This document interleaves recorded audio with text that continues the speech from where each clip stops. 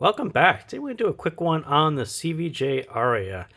So this is, I think, what I would call CVJ stepping up their packaging and accessory game. This is a very, very nice looking set.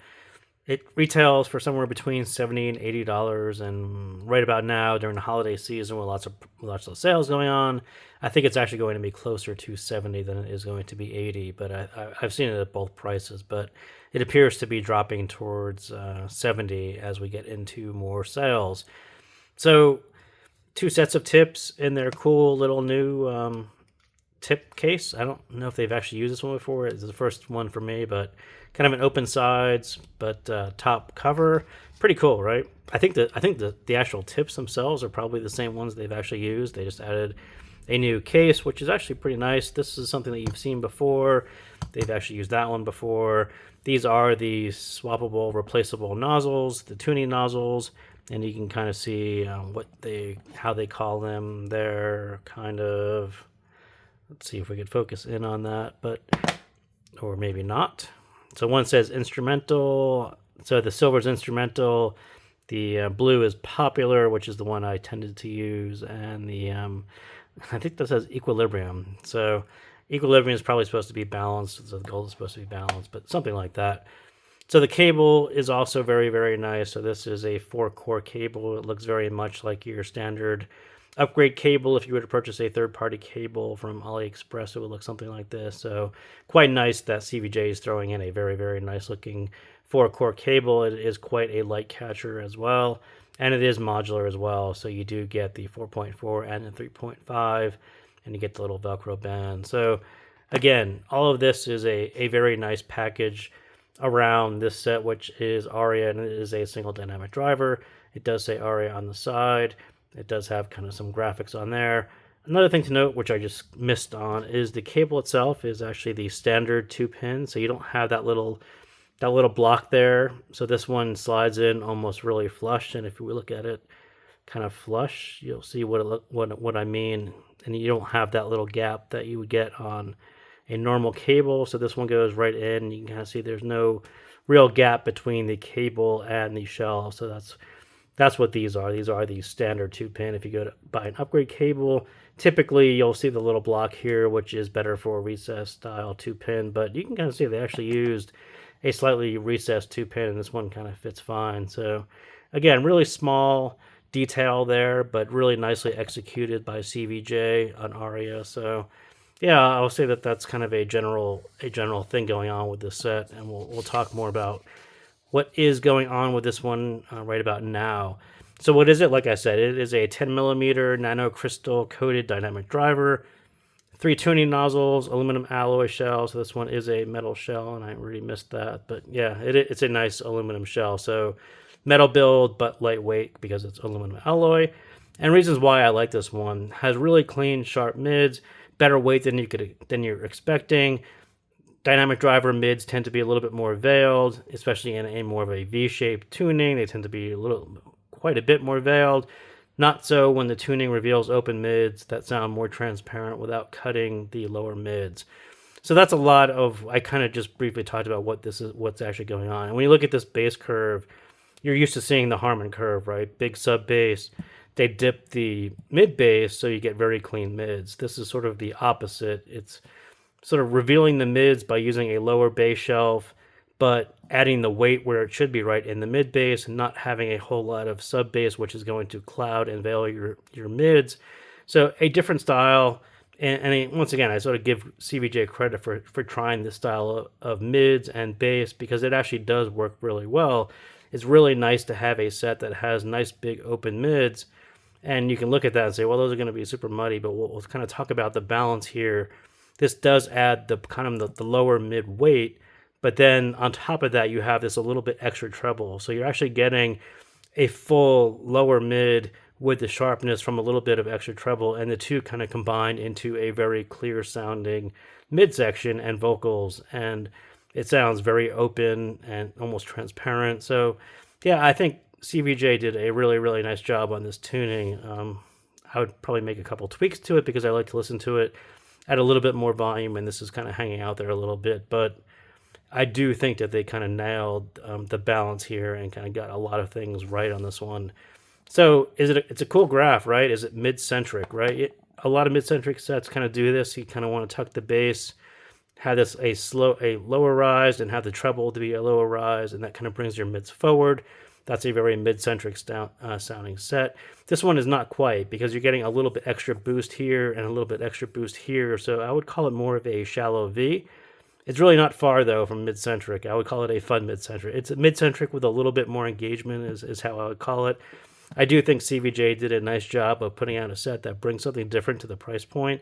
This is a tuning that you don't see every day, especially you don't see it at this price point every day. You don't see it all that often with single dynamic drivers. You kind of get variations of it, and this is another variation that is going to be a little bit different. People who are really into different style tunings, especially ones that you can try without paying a ton of money for. I think CVJ kind of nailed this combination of giving people something a bit different, not charging too much, giving you a great set of accessories. I think this whole package was actually pretty nice. So it looks bass light, is it? Right? So a lot of you are going to just simply look at this and say, well, it should be up here where the Harman target says it should be. How come it's all the way down here? There's no bass to it, super bass light. And I will say no, it's very strategic in providing support to the mids. So the lower mid section is quite full because of this bit right here, but it doesn't have the big sub bass, which is damaging to the mids and that veiling and the kind of the V shape that you would get coming out with a big sub bass heavy set. So again, I would say they strategically added enough into the mids to make them sound right and weighty. I always call it more of a Western style lower mid or a heavier piano tuning. Someone made this great comment that said, when you look at this style bass curve with this kind of this boost right there, that tends to hit you right in that lower piano sound where pianos kind of sound a little resonant, where you're expecting them to kind of have that deeper sound to it. That kind of comes right about there. And this style tuning kind of brings out that sound, and it actually sounds quite fantastic compared to most Harman sets, which have hollowed that bit out. So more of a Western style tuning, also catches more of the lower mid micro detail, which most Harman sets miss. So who should avoid Aria, right? It's not going to be for everyone. I happen to like it, but it won't fit everyone's preferences. If you prefer the Harman style, these very, very clean vocals, kind of faster, more agile, when this is all dipped out, you're not really going to like it. If you like a ton of sub bass and you're into hip hop, it's not that style either. You're probably going to not have a good time with it. But the nozzles and the treble do help a bit with the sharp treble edge. So if you do want these super clean vocals, you are going to get some of that from the treble that we will talk about in a little bit. But yeah, it's not quite this really hollowed out style Harman that you might be used to. On the bass, I would call it a quick mid-bass arc. So what you have to really notice here again is one, that the sub bass is kind of right about where the mid level is, and where the peak is, where the most energy is almost in the lower mids as opposed to out here in the bass where we're used to hearing drums and that depth and that kind of rumble and those things. That part is kind of lowered. And as I said, they strategically put energy in almost into the lower mids more so than the bass. And it's a very, maybe more of a vocal style set or tuning is what I would call it. It's not really a heavy bass set, but they strategically put in some energy into the bass shelf so it actually hit the mids in the right spot. And it's a really interesting, but at the same time, it also sounds very quick and it also sounds a little fast because of this. You don't have that depth to those drums that you may be expecting. And when you combine that with the treble energy, it does sound a little faster. It does sound like a quick hitter. So can you EQ more sub bass? So I actually tried this. So the way this looks, you sort of have this 5 dB almost peaking about right here. What you would probably want, or at least what I would do, is probably drop this 2 dB and then put that 2 dB back out there. So you have this almost linear extension through the bass shelf. That would kind of even it out, and I would say that they probably did this for a reason, and that reason is the sub bass tends to be a little bit more present. It doesn't give you the fantastic dark background or transparent background that this shelf gives you, and it becomes noticeable. It's noticed, and with these kind of levels, the mids are very, very clean, but you start to notice if you try to poke this up a little bit, it'll become a little bit more noticeable, not as clean. So that was my first impression, was that you can do it. I was kind of picky about it, and I will say no, that doesn't really work out that well. I will say that a small boost is more noticeable than I wanted it to be. I actually think they got that level right, and a lot of people would probably argue that's a bit low and you should have a little bit more. But when you actually put a little bit of energy there and you hear how it actually does affect the mids and it does change the character of this particular tuning, I agree with what they did. I think it was the right move. And certainly I am picky about it, and if you aren't as picky and you just want the sub bass there, it'll be fine. But I just wanted to kind of throw that out there. Say I did try it. I don't think it improved it, but certainly once you buy the set and it's yours, feel free to do what makes you feel better. The mids, almost the opposite of your typical Harman, fuller, lower, but topped off with some extra treble. So again, it's this little bit. So you have a much fuller lower mid. You don't have this Harman dip, and you get this is kind of a very clean style sub bass. And then you get a little bit of extra treble, which actually gives you clarity and edge and a more resolute sounding mid. Especially considering that if you just looked at this and said, "Oh, that's going to be super muddy style mid," but what you really kind of are missing is that this is a full style mid. It doesn't have this blurriness, veilness from the sub bass, and it has a little bit extra treble, which does give it that edge. It does make it sound more clear, more clarity, a little bit more transparency because you don't have a whole lot of sub bass clouding everything up. Again, they got a lot of kind of small bits right on this set. And I will say it is one of the better executions of a Slight V. There was a clear intention to tune the mids for balance, right? This is very intentional tuning, this bass shelf. As I said, it works very, very well for how they did it with this driver. These three tuning nozzles are going to be slight variations on adding that clarity back into the mids. So depending on what your volume level is, you're going to choose your tip, which kind of matches the balance as it should be. Really, again, really, really small point, but a lot of finesse went into getting this balance right. And these particular nozzles have just small variations on keeping your balance for the music that you're listening to and the volume that you are listening to it at. So, and also what is noticeable especially among its other peer sets around the same price point, the background is almost transparent with that dip sub bass. It does give you a really big sense of openness.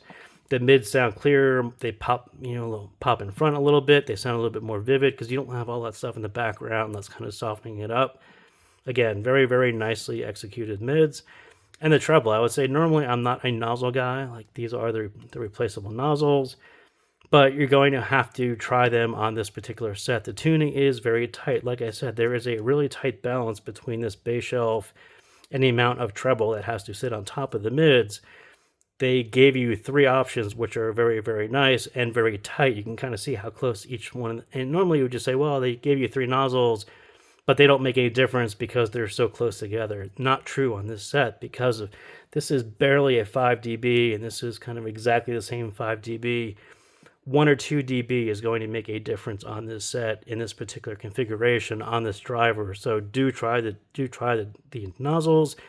This is really dialing it into your music and listening volume. Again, that sub bass, that dip is going to reveal more treble than masking it, so do experiment to find your balance point. And I would also say that when I say it's more of a shallow V than Midcentric, a lot of it is this little bit right here is kind of hanging out just a little bit above Harman target. And to me, that when you raise the volume, you tend to notice this a little bit. And I will say that it does add clarity to the mids. It does make them sound a little bit more resolute, but at the same time, it also does give you a sharper edge to the treble. So as you push the volume, like I said, these are very, very tight together. I started out, I think, at the silver, probably right in the middle. And I went back to the blue because I am raising the volume, and this little bit became a little bit more noticeable to me. So the stage, again, plenty of it. The mid bass and low ear gain gives you the depth. Reveal treble for width and height. These are all the bits that are kind of come out. Just looking at the graph, you can kind of say this one was going to stage pretty well, and it does. It's got all the dimensions as you're expecting it to be, and nicely executed at $70 as well. So that is what I got on Aria. So thank you guys again for tuning in, and I'll see you next time.